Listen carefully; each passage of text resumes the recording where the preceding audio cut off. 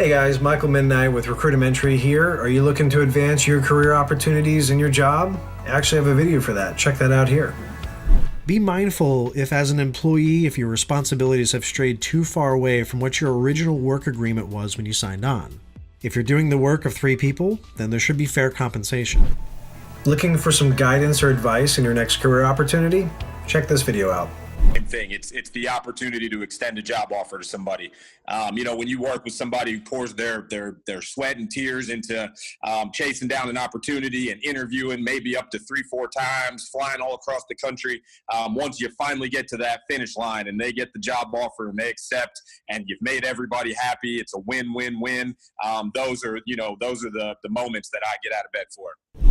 Not sure what to do with your resume or what a resume is about? This is for you.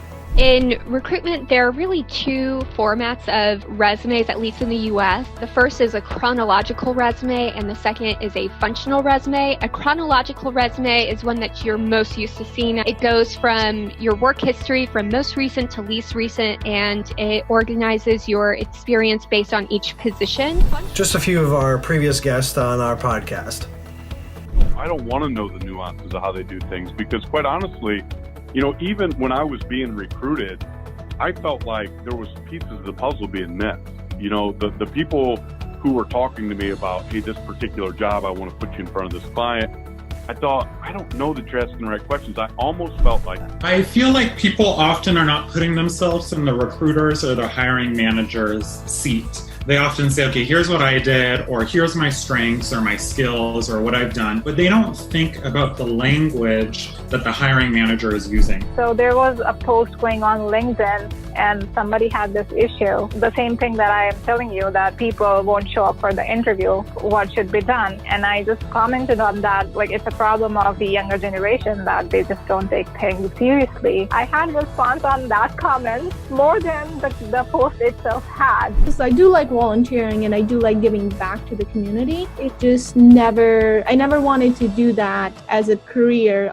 Social workers and people who work in not-for-profit have a lot more patience than I do. The recruiter that I was working with was absolutely incredible, trying to get me back to work. She finally said to me one day, have you ever thought about IT recruiting? You have such a bubbly personality. You seem to like to network. You really seem like you'd be really good at this because you know how to talk to IT people since you have the IT background. So what ended up happening was I woke up one day and said, I'm not going to do this anymore. I'm going to use my skill set to help people. And I saw there was a gap with a lot of the people that were losing their jobs and that they didn't have the skill set necessarily to market themselves as a candidate in the job search. And I'd like to introduce a couple of new ones. I wanted to preface that by actually saying, well, it is challenging, but also there are so many wonderful opportunities out there to get some experience and exposure to other parts of the world that aren't that onerous financially. Love talking to people. I love talking to business owners. I love the sales aspect of communication, but I love being able to help people. And recruiting is really all those things combined. I get the opportunity every day to have really awesome opportunities come across my desk, and I can reach out to people, whether it's on job boards or on LinkedIn or people I have met in person. I don't think limiting yourself to college and university, I think there's so many resources out there to be able to do that. And like you said, write an article or just record a video of yourself talking about it or even doing it, because so many people go for the same experiences as you do. Maybe not the exact same way, but some of the pain points are the same. If you ask my wife, she would say I don't do a good job, Alex. The bills get paid.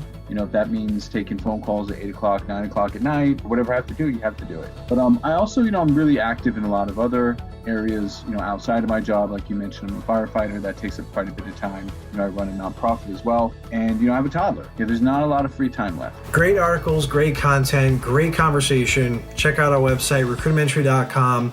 Michael Midnight. Feel free to reach out if you have any questions or if you want to be a guest. Thanks, everybody. Recruitamentary. Empowering your employment.